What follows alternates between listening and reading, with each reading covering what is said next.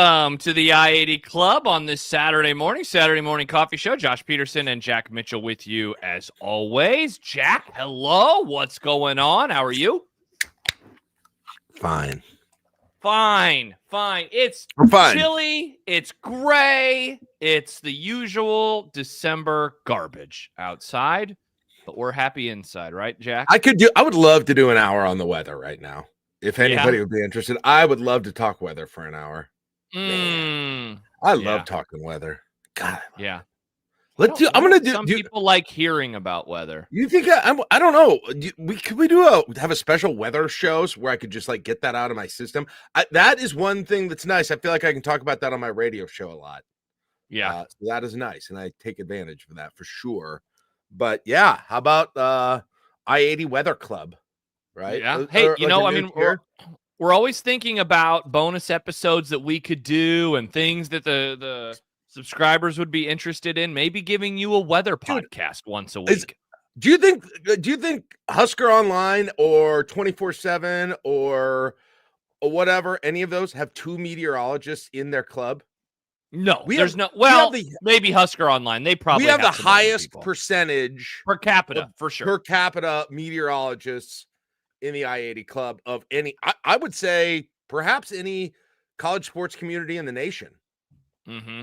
And I'd like to recruit a few more if I'm being honest, but or steal perhaps. So if anyone knows any meteorologists, Jim Flowers, who are in some of the other places, I'd like to, we could trade someone.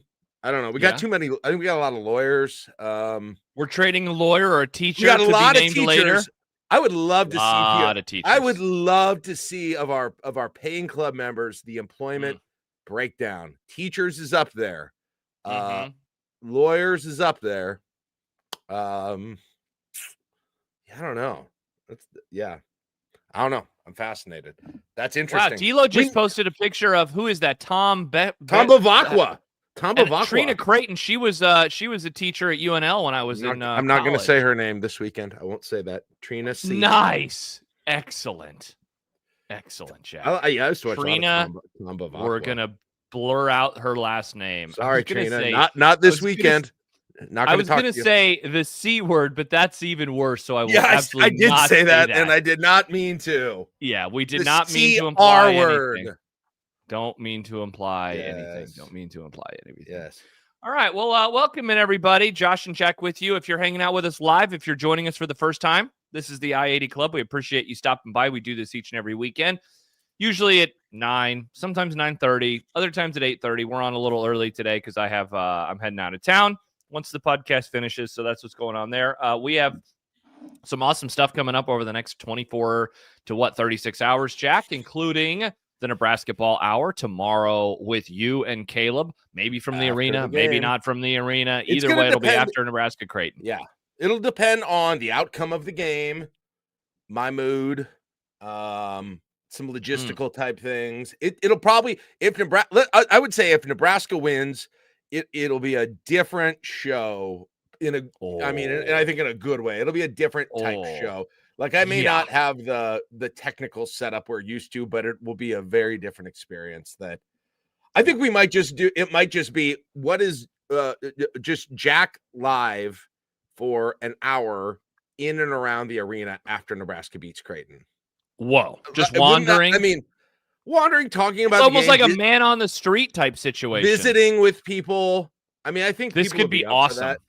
Yeah, I think it could be. So we will. Oh yeah. Alex says get Bishop on if Nebraska wins. Oh, friend of the I-80 Club. Will he make his third appearance in the I-80 Club, Jack? We talked about this a little bit. I don't know if this was on our subscriber show yesterday or just elsewhere, but we did our combined radio show on Wednesday. Yesterday. Yesterday, Josh, John, and I feel some real trepidation from John Bishop. And I feel some legitimate. He does not know how to handle this role. Correct. He's in right now. He does not. He's used to being the favorite. He's trying to he's trying to do my shtick as the underdog. I was going to say you both are in weird roles for this rivalry. It's very strange that you're like confident, but you don't want to be. And I mean, God love the guy. He's had a tough couple of months, but what he's trying to do with this it's not landing. I think we can all say that it's not landing. I'd be glad. The bit yesterday wasn't very good.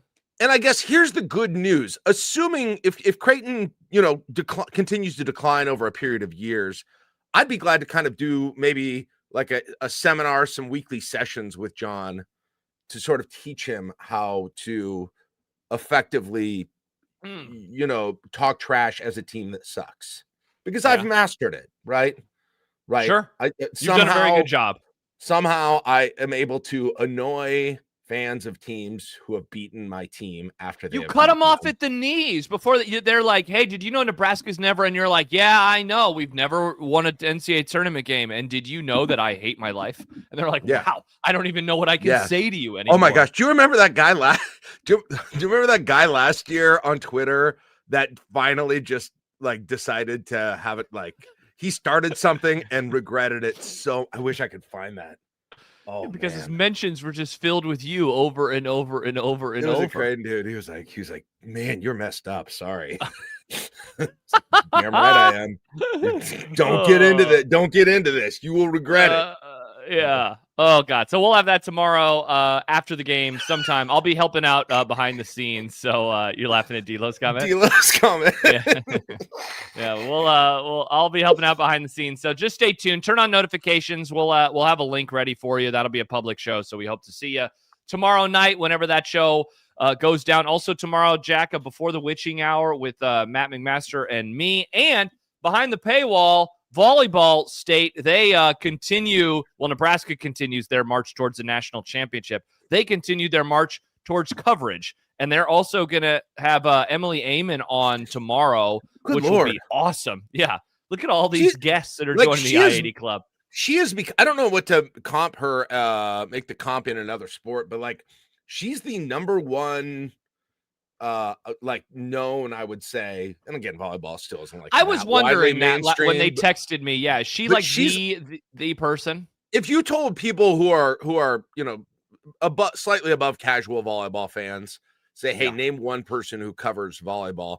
Probably, Karch Karai maybe, but he was gonna be my only other guest. He does occasional play-by-play, but that's not his main job. But Emily Amon would be number one for me. Yeah, Fight says she's the Herb Street of volleyball. I was gonna ask you what's the college football comp. Is that what it is? That's the comp, Herb Street. Yeah, it's Herb Street, and she's on the different thing about her too is whatever her contract, somehow her contract allows her to be on every network. So she was on the ESPN Plus coverage. She's on Big Ten Network. She's on Fox. She's on all of it. So that's good for her. Thing. That's awesome. So yeah, she'll be joining them. Did she bring her pet everywhere? I don't know. Ask her that tomorrow night. Yeah, but we'll get that question in. So that pod will record live at 7. So if you want that, if you're watching this and you're not a subscriber of the I-80 Club Patreon, patreon.com/I-80 Club, whether it's the volleyball state tier or the community tier, which gets you access to literally everything that we do, Jack and I and them. Those episodes on Sundays are recorded live for subscribers, and then it's released publicly on Tuesday. So if you want to watch live, at 7 o'clock tomorrow night, and then throughout the rest of the NCAA tournament, as Nebraska continues the trek towards Kansas City, you can do so again, patreon.com/I-80 Club. We also, Jack and I I had a good time last night. Subscriber only show, spilled a lot of tea about some coaching search discussions, some player discussions in there as well. Live news breaking in the middle of it, not about Nebraska, but yeah. And then we went down a rabbit hole of Nebraska's deep ball and why it has been so bad over the last couple of years. And that was like the last half hour. That was I walked away from that show, like thinking through and knowing both in the coaching search realm, what other schools are doing, Nebraska's problems at quarterback, what's happening with Dylan Raiola. Like, I know I was one of the hosts, but the interaction in it, I felt like it was worth my time. Good. Personally. Not that others aren't, but it was interesting. Like just afterwards, I was thinking about like the Toledo coaches that we were talking about and the Dylan Raiola stuff and all of that. So I don't know. It was a good worth a listen today if you have time, I would say.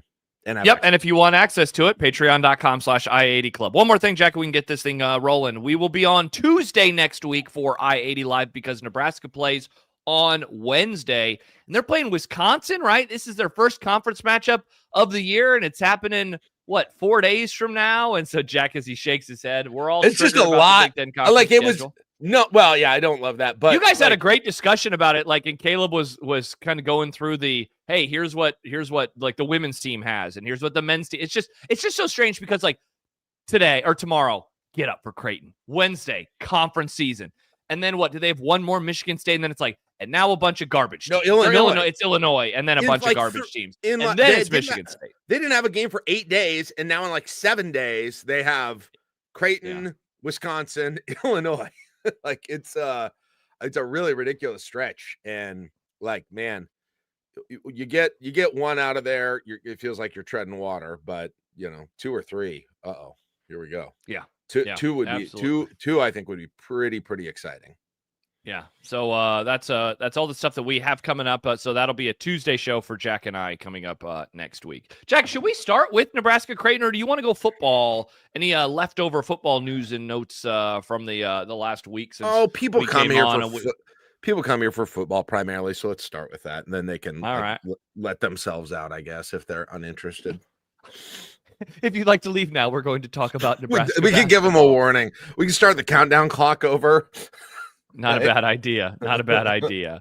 I mean, we hit on a lot of the stuff last night in terms of what we're hearing. We'll keep a lot of that behind the paywall in terms of some of the coaches that Nebraska is going after, at least on the defensive coordinator side of things. I don't know, Jack, in a way, like if I would describe what they're doing is kind of taking a big swing. The names are certainly intriguing there. The thing that I'm just wondering about the most right now, beyond what other coaches, could potentially be on the outs, is just the roster, because that's there are a lot of needs. John and I did like a wish list for Nebraska football a couple of days ago in terms of, hey, who are what would you like them to do? What if you could, wish into like realistic things? What are you hoping for? And man, I just, as we're 2 hours, 15 minutes away from watching the Big 12 championship game, I cannot help but think about what Texas Tech was able to do to both of their lines, and in particular, the defensive line. And if it in the cards at all for Nebraska football over the next month as players enter or announce their intentions to enter into the portal, if they could do something not like Texas Tech, but maybe like a poor man's version of it, because they certainly aren't going to have the type of cash that the Red Raiders have. I realize this isn't the hottest take in the world, but I said this yesterday on the Football Channel as I was thinking about it. If Matt Rule turns things around here, it will be done via all-star team, just hits in the transfer portal in the next 2 years. Like just huge hits and increased spending, doing a good job of picking the right guys. Maybe hitting a quarterback, because I mean, next year right now, let's just say for the portion of discussion, there are going to be no defections, and I know there will be, and I think I want to have that discussion. We had a little bit of it, but like, who are the most, who do you need to stay? But let's talk about the positions coming. The positions coming in. You are looking for a running back for sure in the portal. Yes, because you have to replace Emmett Johnson. Okay, so that's 1,000%. You are looking number 2 for offensive linemen in the portal. Yes, if you're like making a priority list, you agree with that? You are looking for. Well, I don't know. I almost would put defensive line above offensive line. Would you? We can talk about that in a second. Quarterback probably. Quarterback probably, unless Dylan ends up staying, that would be less so, I think. But probably a potential starting quarterback. And then I was going to say defensive line. And I think the potential for linebacker too, depending on who leaves.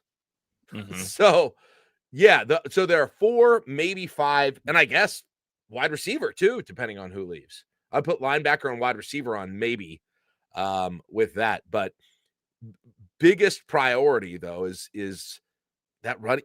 You could be needing a big running back, big quarterback this year, Josh. So would you have a running back above the offensive line, or would you go, let's get the offensive line short up and then the running back will almost take care of itself?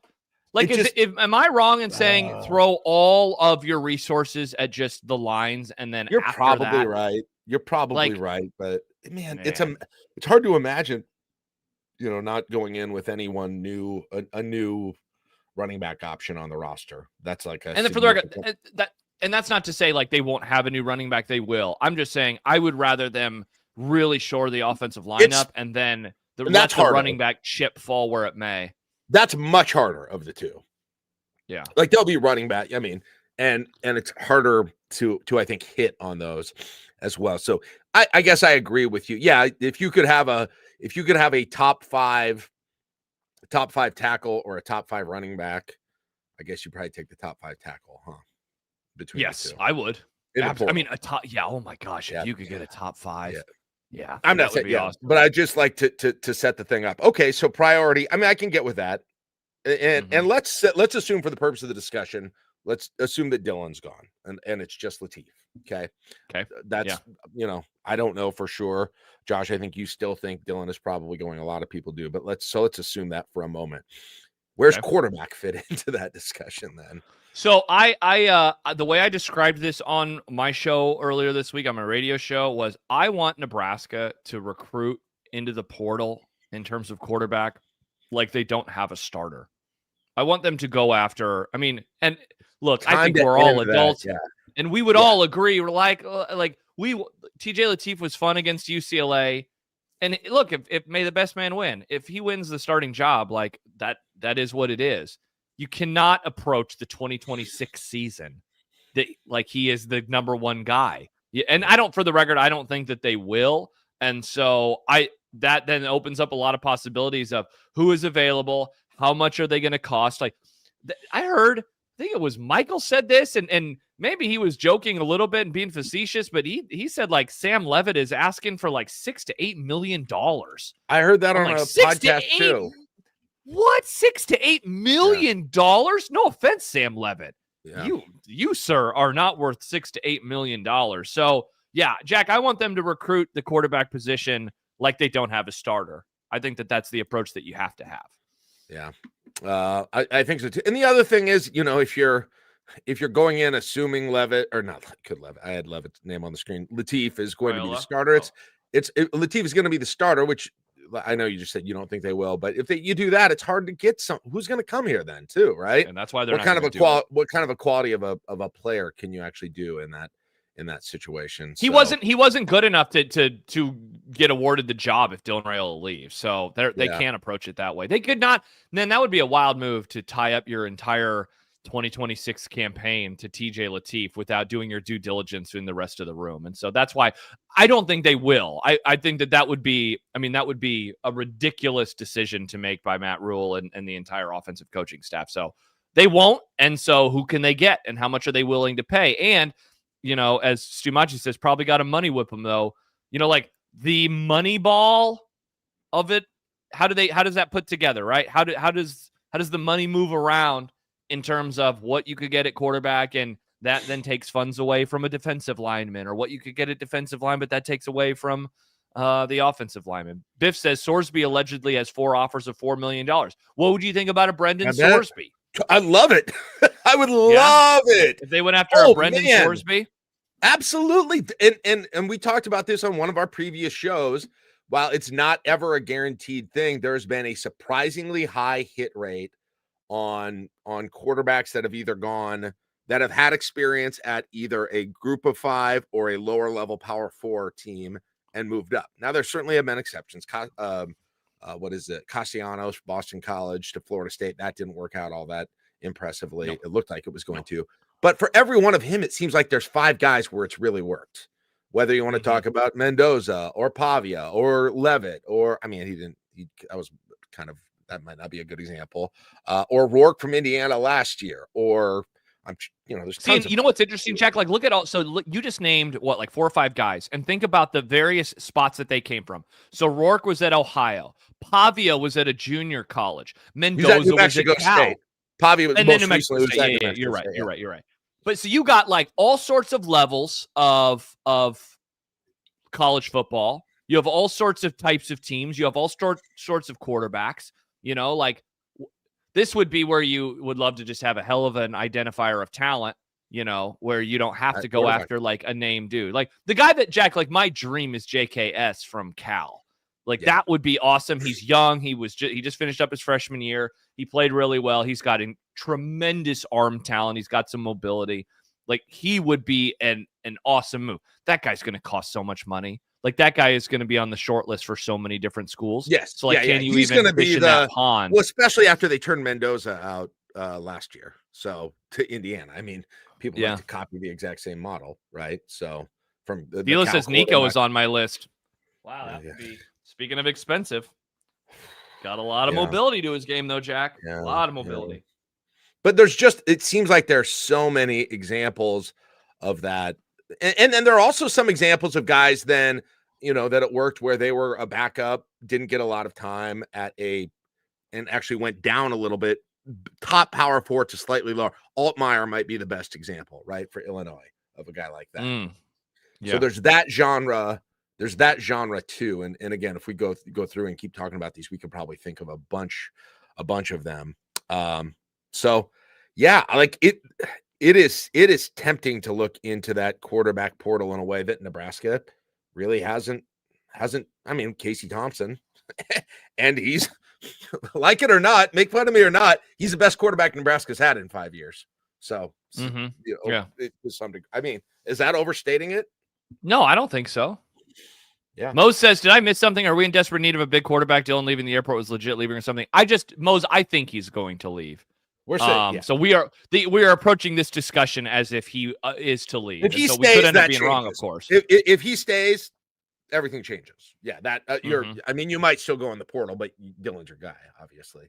But yeah, I think a lot of people seem to be indicating that there's, not necessarily because of the airport picture, but like no, yeah, my theory on this goes back before. You've been saying this for a long day. time, yeah, and to some degree we've been hearing it before his injury, even. So that's we true. Heard that some of those things happened. I think it was like it started being a late October after the Minnesota game discussion. I think is when that discourse really started ramping up. Yeah. So I'm like sort of excited to see who the names are, who those guys are going to be that are going to. I mean, that North Texas quarterback, actually, he may get more money than anyone. How many years does he have left? That's a good question. I don't know the answer to that. But I don't know. His own coach may not be able to afford him at Oklahoma State.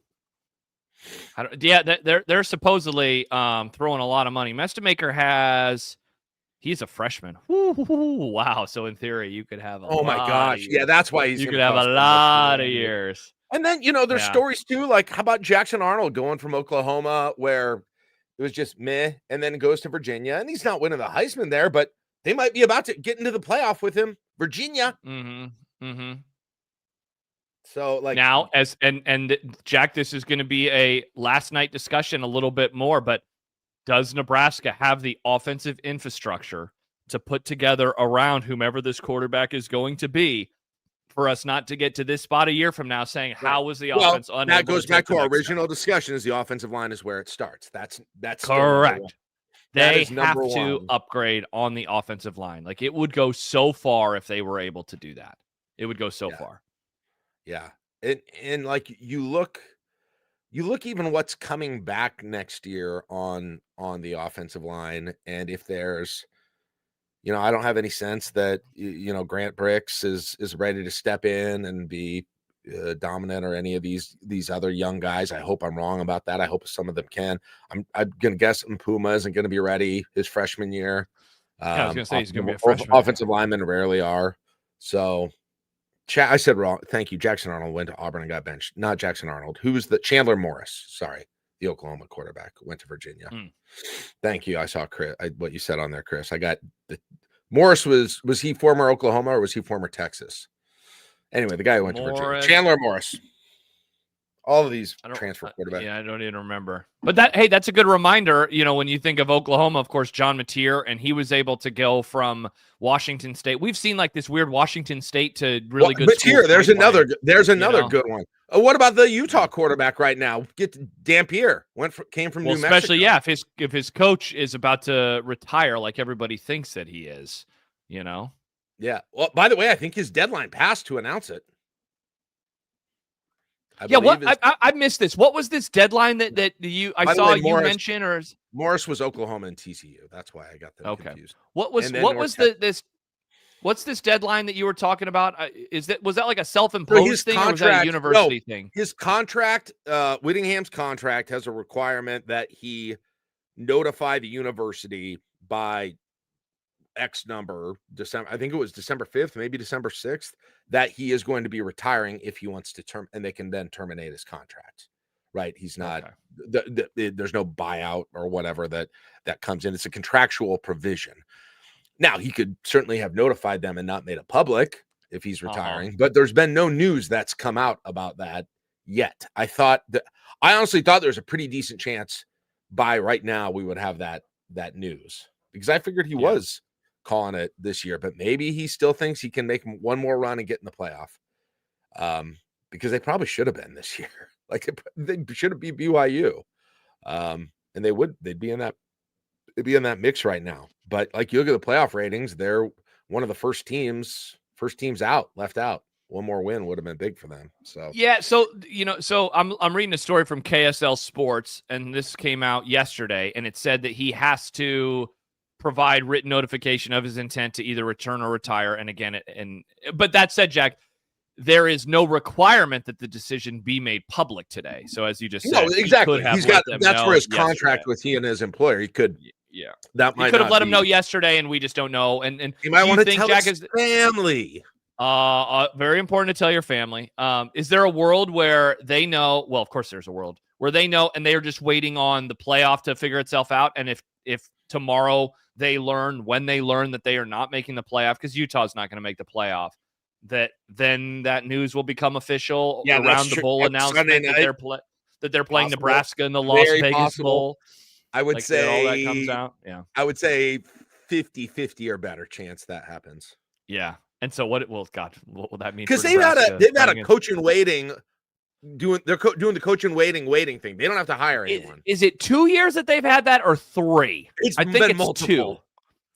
2. It's been multiple, but he acted last year like he was going to retire at the end of the year. Yeah, I mean, this has been a long kind of slog to get to this actual spot when he is moving on. They've had a great bounce back year, right? Last year they had a lot of injuries and they really took a big step back, and so they had a really nice season. They got some good wins. They got to be kicking themselves over that BYU loss. That's what I was just saying. They win that, they're playing for a playoff game and a conference championship game. But an impressive career if it ultimately is going to come to an end. Man, what a terrible bowl matchup! It is like there are playoff teams I'd rather play, I think, than Utah with a coach retiring potentially. What do you mean? For Nebraska, assuming Nebraska's playing Utah. Oh God, yes. Like there are playoff teams that I feel like if BYU won and beat Texas Tech and we'll go to the playoff, I'd rather play BYU than Utah. Yeah. With a retiring coach. With the retiring coach, if that ends up being the case. And from all reports or everything that we're hearing, it's going to be Nebraska versus Utah, and we'll learn that game officially tomorrow night. And by the way, stay tuned for our plans on what we're going to do. That will be a New Year's Eve 2:30 Central kickoff in the Las Vegas Bowl. So Jack and I are trying to figure out, do we want to do a post-game show? Would anybody be interested in a New Year's Eve night post-game show? So stay tuned. We'll have announcements as we get closer to the game at the end of the month. I'm about to put on the chat the quarterback I just realized just now that I'd mentioned before, but I didn't really think it would ever be a possibility that I would like. Okay. There. Rocco Bet. How about Rocco Bet? I mean, if there is man, that would be. I don't know if he'll follow. That was fast. Deal all of a sudden has high standards for quarterbacks now. Okay, got it. Well, Husker for MU, not a fan of Rocco. Burl says hell yes. Good Lord. Fine. Get somebody. Get whatever crappy person they get. Rocco Becht is a. You guys are being like. You only. Never mind. So annoying. 116 rushing yards this year, 8 touchdowns, 318 rushing yards last year, 8 touchdowns. He has 19 rushing touchdowns in his career. He was fine this year, 16-9 touchdown interception ratio, 2,500 yards. Was year, banged up this year, Jack? Yeah, last year 25 touchdowns, 9 interceptions. Yeah. Fine. Get whoever else. Get some. His numbers look like Adrian Martinez as a freshman, just worse. So that's the profile of the guy that you're going for, guys. But whatever. How come? Because they can't spend the money? No, but well, if maybe they can spend the money and get more. But a guy with a ton of experience, changing scenery, going in there and having a ton of experience. Like, yeah, do you'd rather have that than like a younger? Ooh, this is a good question.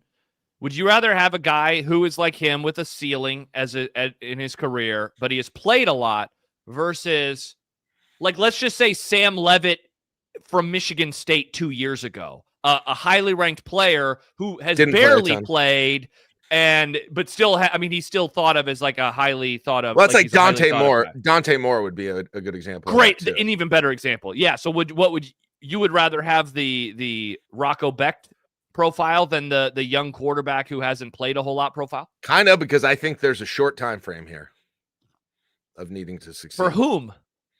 For Rule? Yeah. With his extension? I just don't. Maybe I'm just being impatient then. Maybe that's what it is. Wow. You are what you hate. Are you I'm not saying next year win or fire his ass, says Jack Mitchell? That's not what I'm saying, but get him out of here. I mean, come on, be real about it. If they're 500 next year, I don't know if it's firing him or what, but it's a disaster. So yeah, but they're not firing him though. Everyone's just gonna be mad. They gotta they've got to put together, plus and if it's about, I don't know how affordable or not affordable he is, but you're gonna need money for other things, right? You definitely quarterbacks the most except. I don't know, man. I feel like I would be. If your expectations are way higher than that, I got bad news for you guys. I got bad. Well, and that's why I think. But everybody said that profile. About. You know what makes me laugh though? That was everyone's reaction to Kyle McCord. Everyone's reaction to Kyle McCord too. And now everyone looks back at that. It's like, oh my gosh, and now it's what like could they have been. Got him. This is. Kyle McCord is a relationship, Jack, that you almost entered into, and you're like, what could that relationship have been if I only got into that relationship? Would I be a millionaire today? That's what Kyle McCord was. Kyle McCord, very, very high floor. His ceiling wasn't, what we thought Nebraska should aim for, but man, he could have been good. Is there a Kyle McCord available right now in college football? Yeah. Becht has about as many. He's about the most experienced quarterback in college football. Holy crap. Yeah, he does have a lot of starts under his belt. He's had like over 1,000 attempts over the last 3 years passing. I would say this, Jack, if the play is a Rocco Becht or a Rocco Becht like quarterback, they have to be upgrades across the offense anyway, but there has to be upgrades to hope, to raise the floor of the entire operation on the offensive line. At the running back position, let's be honest, the play calling will have to be better too, from Dana Holgorsen or whomever is the OC next year. Yeah. Well, I don't know. I'm interested in other ideas people have. Your Cal guy is going to cost a fortune. JKS is going to cost way too much money. Yeah, for Nebraska at least. JKS is probably going to go to a national championship level contender. Yeah. Hell, what's Indiana going to do? Because Fernando Mendoza's going pro. What if they just dipped right back into the Cal pipeline? Now, Fernando's brother is also on the roster. He's the backup, and I think that they have like a 4 or 5 star that's coming to their school. Oh, it's another brother situation. Interesting. Mm-hmm. Yeah. So what if Indiana goes? JKS? What if Indiana goes with someone else? Is the brother going to bolt? That would be it. I mean, I don't know how good he is, but speaking of which, question. Adjacent conversation. What's the deal with Dylan Raiola now? I mean, yeah, he didn't sign. He did. So, he was done with high school. I assume he's graduated high school, or is about to graduate. They had a high school game. They had a high school game last night. So, okay, I should say they're probably not done with the semester. He's about to graduate high school. Yeah, he's weeks away. His plan was to be practicing here next week or whenever the high school season ended for the bowl games. Alex says gap year. Is he just going to go back to high school for a semester? I mean, Jack, doesn't the fact that he didn't sign with anybody, doesn't that give the game away just a little bit with what Dylan is going to do? Doesn't it just give away the game a little bit that he's not going anywhere just yet? So he could, we've gotten this past signing day. He could privately commit somewhere else. If he's got, let's say the theory that Dylan's leaving and he's going to the same place, he could privately commit to someone else, and then just wait till the second signing day. He can And wait then till when February. Dylan transfers, yeah, that's true. And then he could just sign at that point, which again, but does he go back to, does he have to go back to high school if he does that? Like, can he just That's a not, great question. can he just get a job at McDonald's until then? Or You have to does he wait have until to, signing day, or, but you already graduated early on accident. like, if you sign in February, can you be there for spring ball? No, because you're not enrolled in the first semester, I don't think. That's of college. wild. Yeah. I've never So, like, seen this he can't, before. yeah. Where like an early enrollee decided not to go to that school anymore, but they didn't go Right. to another school. Yeah. And this so is I a don't think strange he can go. situation. He can't unless he just quietly enrolls at the college as a student. I guess he can do that. Like, Yeah. Huh. but Yeah, you'd have that's to a be great enrolled question. to be in spring. I assume to be playing in spring ball, unless you're on some. Although unless you're on some sort of weird trimester system, like the Oregon State dude. What's his name? Yes. Remember? Yeah.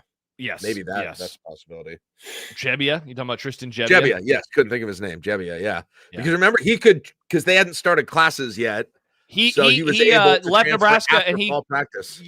Yeah, later that night, because I was like, there's no way he's going to Oregon State and following Mike Riley. And literally hours later, the news came down that he was going to Oregon State and following Mike Riley. And then a bunch of people got to throw eggs at me. So that was a tough look for me. Yeah. I had a bad time with that situation. Right. He can sign anytime before the second semester starts. Yeah, he could do that too, but the transfer won't happen yet then. He could sign. Yeah, I mean, look. He could have signed yesterday too, or he could sign now. Yeah.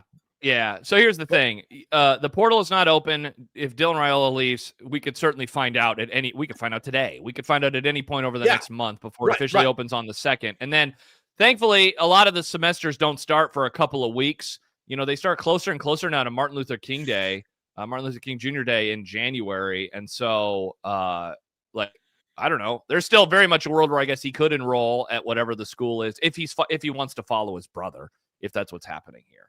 So still plenty of time for him to do that. 24/7 has him the number 77 quarterback in the class now.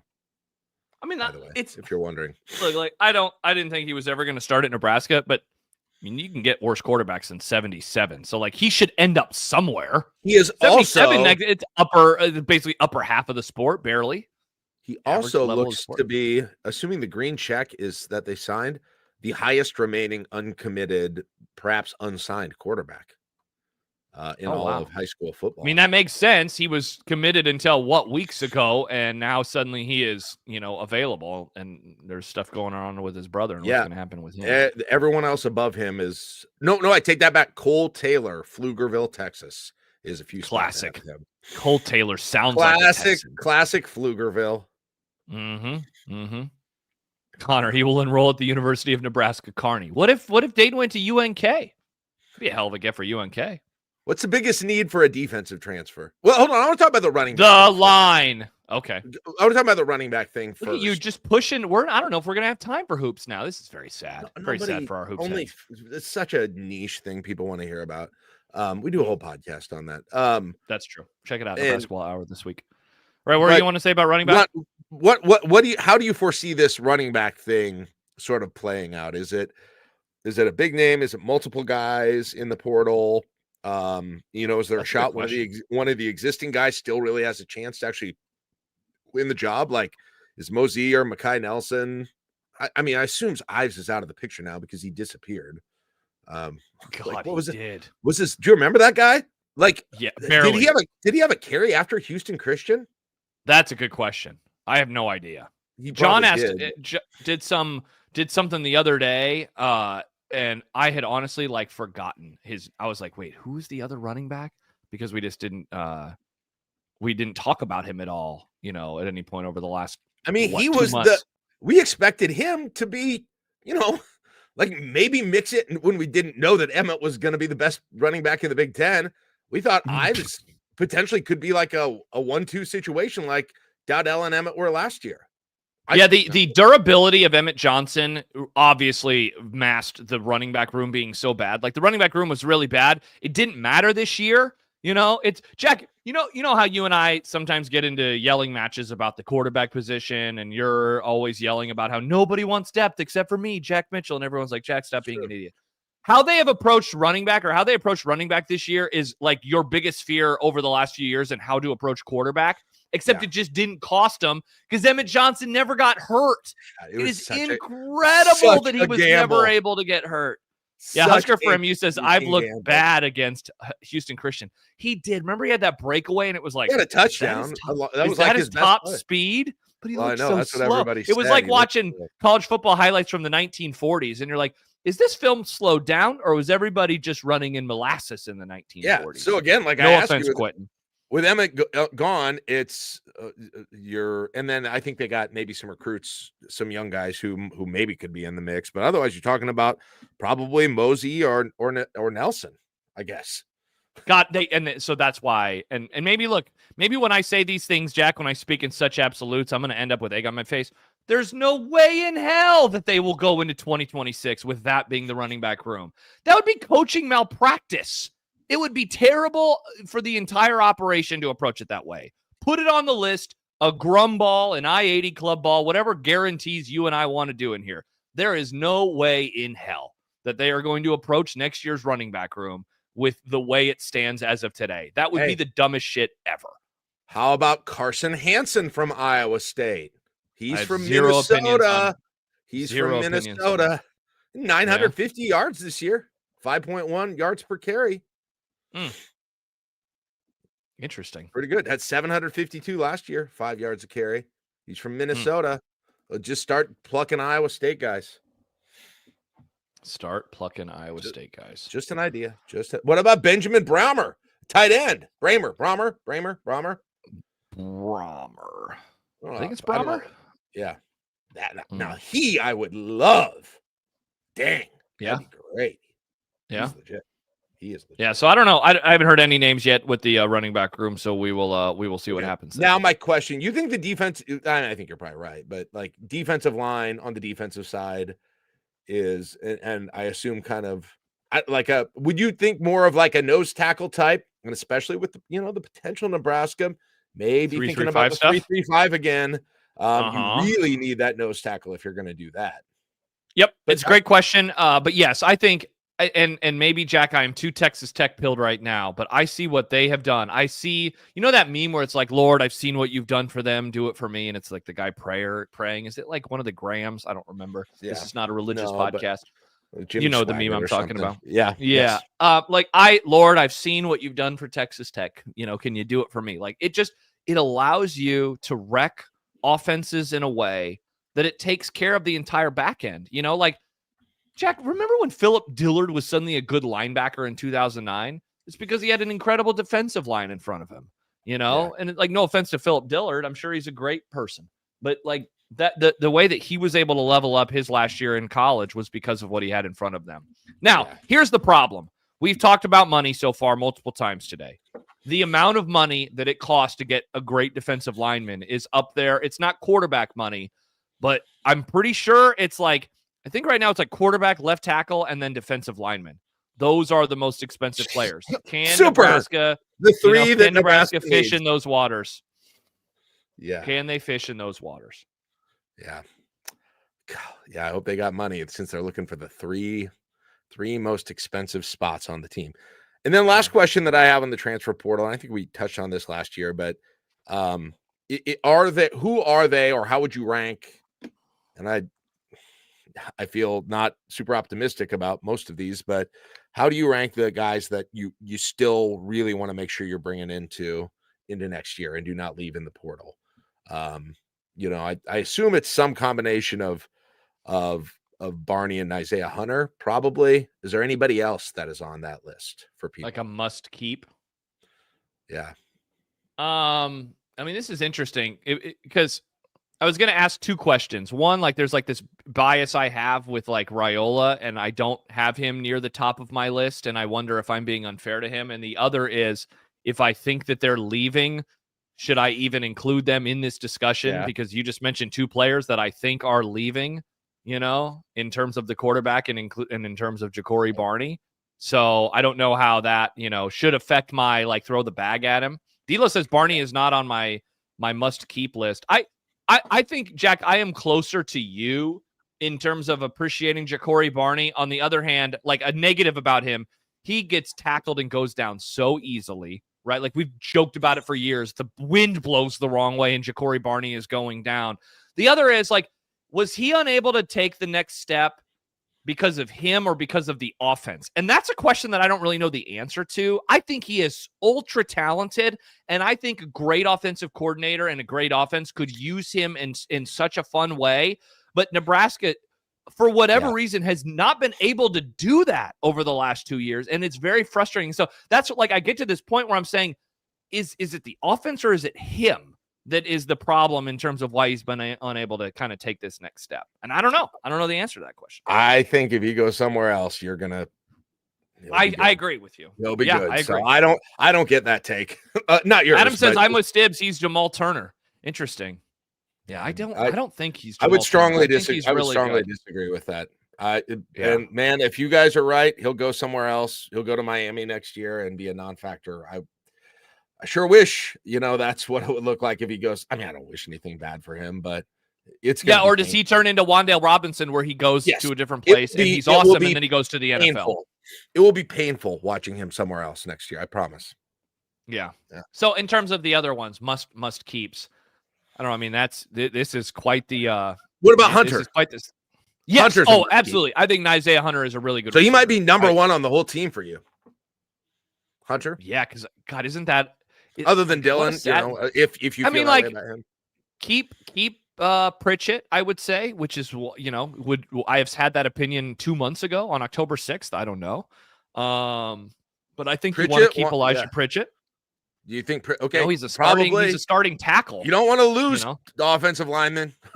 Whatever, good or bad he had this year, I agree.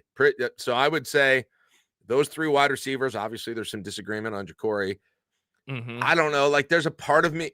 Is there anyone on the defense that you would say, man, you can't lose?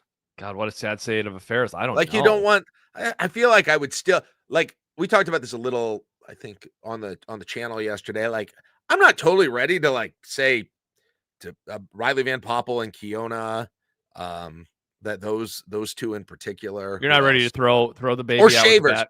Williams Winery, good call. That's a good Winery, call. same. I'd put him in that group. I put those four guys together. I'm not ready to call it on it. Here's the thing about the defense this year, Josh, and I think it really goes along too, maybe with why they fired Butler.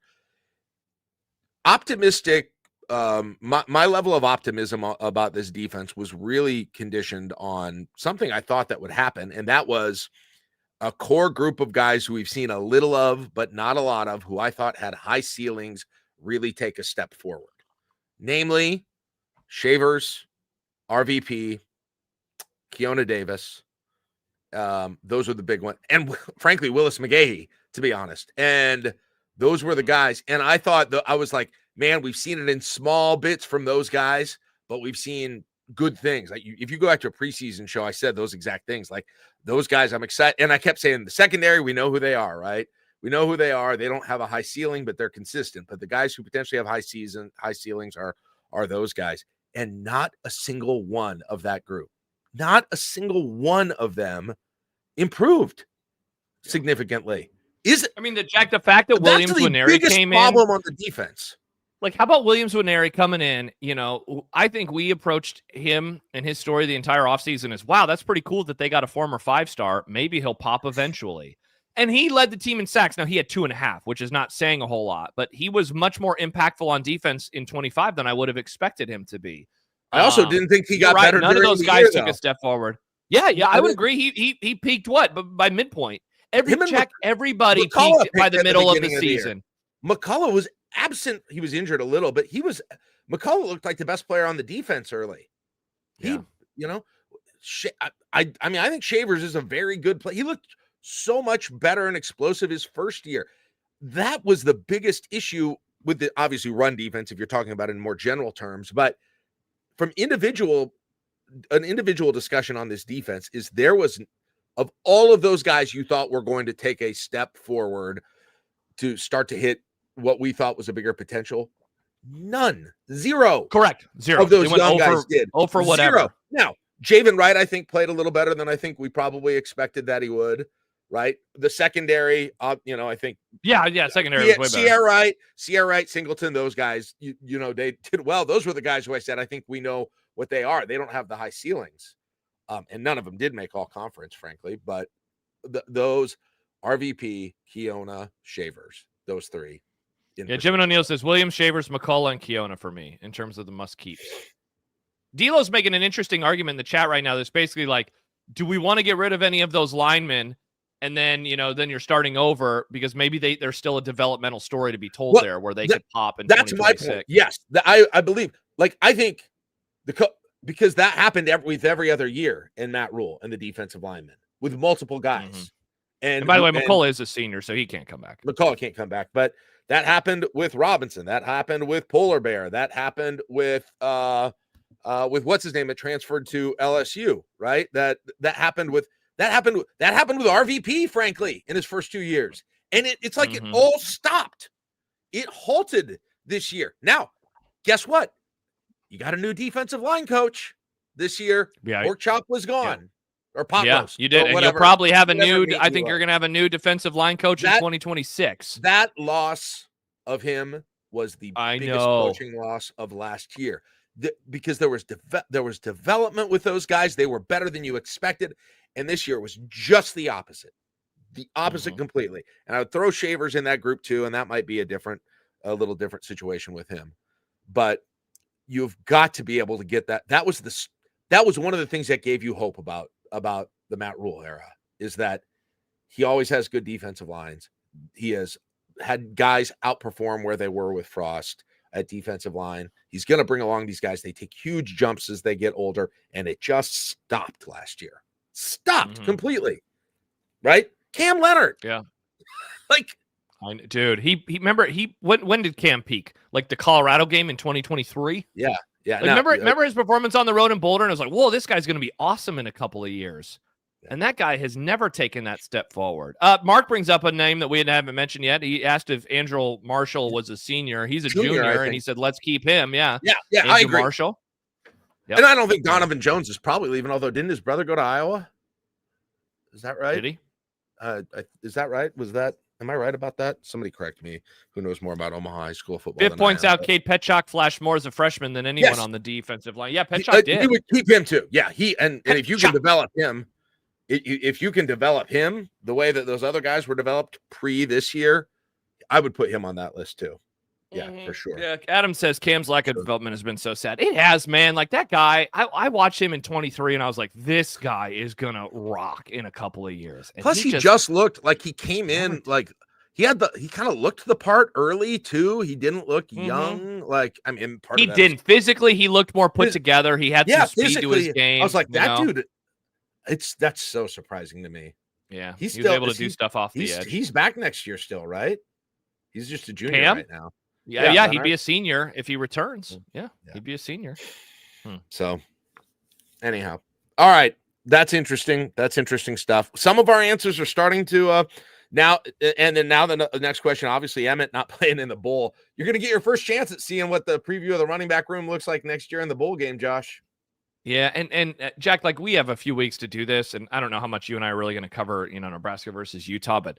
Man, like let's see if TJ gets healthy. Like Rule said on Wednesday in his press conference that he is expecting him to play in that game. But Jack, like, what if TJ wasn't healthy enough to play in that game? Emmett's gone. Like, not to go back into fatalistic territory with it being Kyle Whittingham's last game potentially, but that offense, like, how are they going to move the ball? Their offense this whole year has been Emmett Johnson. How do they move the ball when they don't have Emmett Johnson?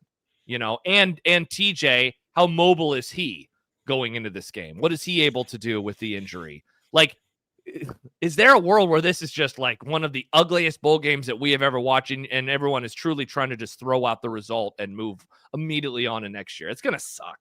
Yeah. Now, let me tell you one thing. I see there's a YouTube chat on YouTube about this from Jeff. And he does point out one thing, which is true. When they try and recruit a transfer running back this year, they are going to be talking about Emmett Johnson non-stop, right? And the transformation of Emmett Johnson And the story of Emmett Johnson 3 years ago telling E.J. Barthel he wants to be the best back in the country, and then it ostensibly happening. Like, you do have a case you can make to running backs who want to come in here, thanks to what Emmett Johnson did in the past, where you like, who would have want to come in here as a running back prior to last year? You'd be used super weirdly, you know? Yeah. And now you have a story to tell with the running back position. You know, they should be able to get somebody, I would hope. God, I would think that would help him with that quite a bit. So, all right, basketball. What do you want to know? Like, look at that. Well, we got 4 minutes. Yeah, I know. I mean, that's kind of what I thought we would do.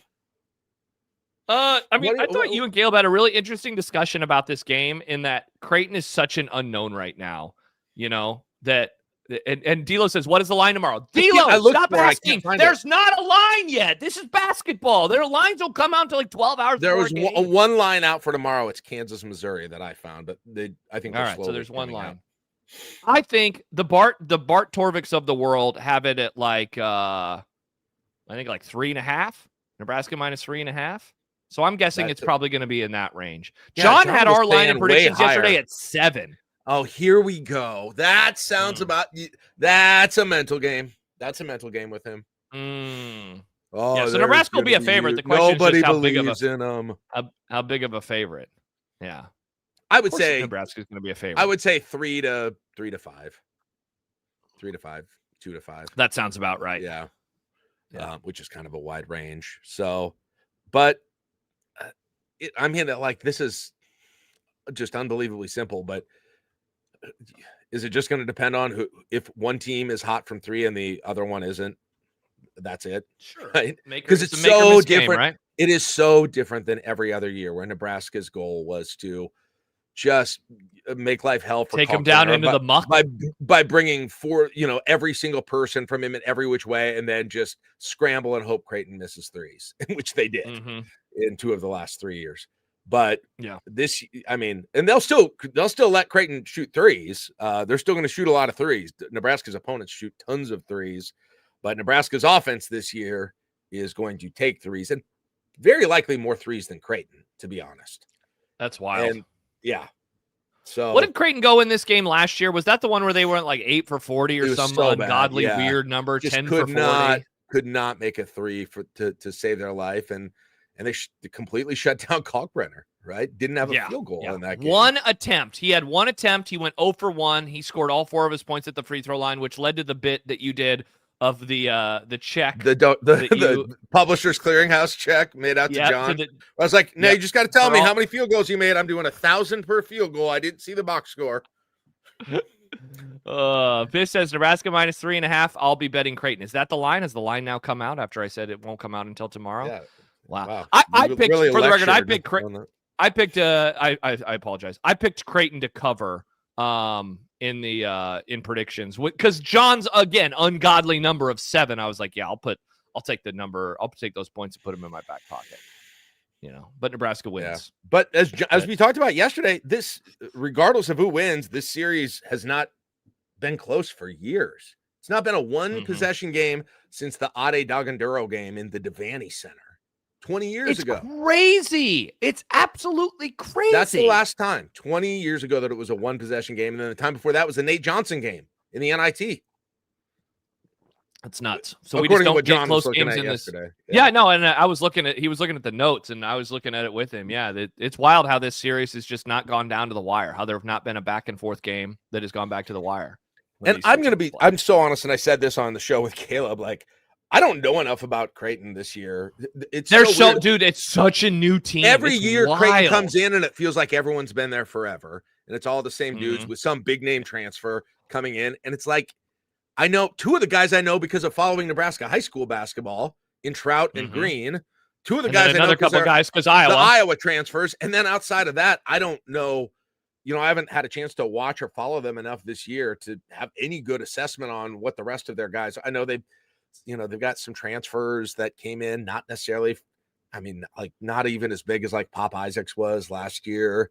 They got a few of those that came in and have played. Well, then they've had injuries. They pulled the red shirt of one of their guys, and then he got hurt, and so it's just like they're grasping for straws right now, I think. Yeah. And that said, they'd love, of course, nothing more than to come into Lincoln and to ruin Nebraska's start. Because if Nebraska wins this, you guys talked about it on the Nebrasketball Hour on Thursday. Nebraska wins this, they're going undefeated in the non-con. They win this, it sets up, for a ranked matchup against Wisconsin. Ranked on ranked, probably on Wednesday night at 8:00 for the conference game. What the frick are we having this game in December for? But nonetheless, it sets up for, as big of game as you've had since probably Purdue and Wisconsin came in 2 years ago. Yeah. And by the way, somebody, who was it? Joe McAndrew, and I'm guessing Greer will be out as well. Yeah, both they announced, Mac announced yesterday. And Greer, by the way, Greer's the player who they just pulled. They got 3 games into the season, and they pulled his red shirt. Like the plan had been to red shirt him, and they immediately. And that was because McAndrew got hurt. Is that right? Am I understanding? No, it was because they were just like, they needed him. They were struggling. Okay. They didn't get off to, even though so they, they played their first game and then they played Gonzaga and they got smoked against Gonzaga. But Mac, dude, so I heard, Jack, in the lead up to this season, because I had been kind of approaching this year all off season is Creighton, they're going all in. They're pushing for a Final Four. And before the season, I heard from one of my best Creighton sources, it was like, do not say that. This is not a Final Four level team. And then after the opener, which they won, Mac had some comments in the post game about, these guys better be ready or they're going to get their teeth kicked in at Gonzaga. And sure enough, that's what ended up happening. So I don't know. Maybe the way that I would describe it is the vibes have just kind of seemed off with this team. And sure enough, they have 3 losses and 2 of them are they got beat bad. They got beat bad in one of the Vegas games, and then they got beat bad against Gonzaga.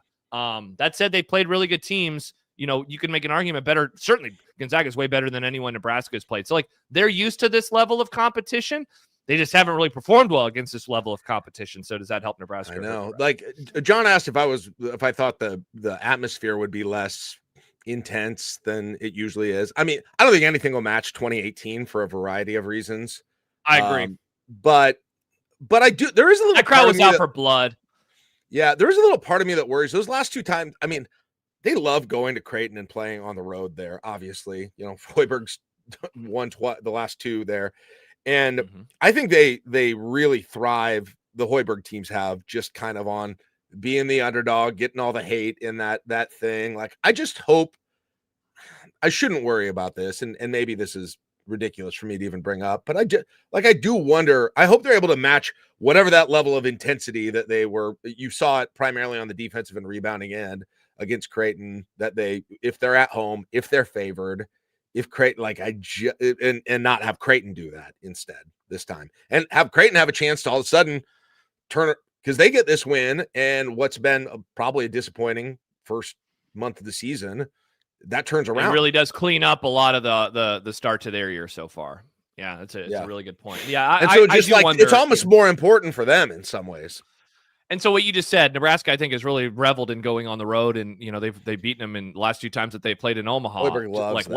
What happens tomorrow if it just the start isn't very good, the start isn't very clean, Creighton's knocking out some shots, how that arena can get tight, and so that's why a nice start for Nebraska is going to be really key. People don't know how, what's the right word to say, intense of a motivator based on, especially going on the road, but based on kind of the thing I always talk about, creating disdain about who you're playing. Behind the scenes, Hoiberg does that, and he definitely does it about Creighton. Definitely. And they do it about Nebraska. Yeah. That's what makes this thing so fun, man. It's both sides, you said it yesterday, and we've theorized about why did this rivalry take off, and why do Nebraska fans, hate why do both sides really hate each other now to this level? And, we've had our theories before about football dropping off a little bit, Matt Peralt and his impact, but now it's pretty cool that you reach the spot where both coaching staffs want to beat the other so very badly. It just means so much, and it's cool. It makes for a super intense matchup, and then obviously, the winner is just, peacocking around, and the loser is miserable for another year. And that's what's made it a lot of fun the last few years, is that it's suddenly gone back and forth after Creighton owning the series for a while. It's nice now where you don't really know what's going to happen going into these games. It's the closest thing Nebraska athletics has to a true top college football rivalry. 100%. 100%. I mean, and I'm a proponent for making the Iowa game a big game. It's not anything like this. It's not anything like this. So this is closer to Alabama, Auburn in football, and not at the level, obviously, of importance of the games, but in terms of what it looks like and the true both sides disdain, the true interconnectedness of the fans. They're in your workplaces. They could be in your homes, all of those things. So, yeah. So there you go. That's I coming can't up wait. tomorrow. I'm nervous. Nebrasketball hour at some point. Big game feelings in your tum-tum, baby. We love it. There will be a post-game show at some point. Just stay tuned to the socials. And, of course, if you're a subscriber here to the I-80 Club in the Discord, we'll have the links, and we'll let you know when it starts. And then if you are not a paid subscriber, but you do subscribe to the I-80 Club on YouTube, when that link is available, and we'll have that available for you tomorrow, just turn on notifications. And so once that thing starts, you will get it immediately, and you will know when Jack and potentially Caleb get going live from PBA and whatever they're doing for their post-game coverage. So alerts are a good idea with the I-80 Club. Alerts are awesome, especially for these shows that kind of bounce around in terms of the days and the time. So that'll be tomorrow. Also tomorrow, before the witching hour in the morning, getting you ready for NFL week. What are we, 14? NFL week 14. And then at night for subscribers, Volleyball State, recapping what's going on around the country, including Nebraska volleyball, as they look to pick up another win today and move on to the second weekend of the NCAA tournament. So all that coming up and so much more in the days and weeks to follow. And again, we'll give you a heads up more on the end of our year plans, because Christmas and thus Christmas Eve and thus New Year's Eve and New Year's Day, they're all falling on the usual days that we record. Jack is going to be going out of town, right, Jack? So you'll have some vacation stuff going on. So we're still trying to figure out exactly what we're doing at the end of the year. But I'll be here for the bowl this year. So he'll be here for the bowl. And so we're trying to decide, are we doing a post-game show on New Year's Eve, or are we just going to do maybe like a little New Year's Day coffee show to talk playoff in Nebraska, Utah the next morning? So find out. Again, we will announce all of that as we get closer to it. Jack, enjoy the football today. Good luck to whoever you are rooting for around the world of college football. Go Virginia. My second favorite college football team. Get out your 90s hat and root on Virginia. Perfect. And always had a weird liking for them. I don't know what it is. I hope they win the Natty. All right, everybody. Enjoy the football today, and we will talk to you Tuesday is when Jack and I will be back with subscribers. For Jack, I'm Josh. Thanks for joining us. Saturday Morning Coffee Show, I-80 Club. We will talk to you later. Bye-bye.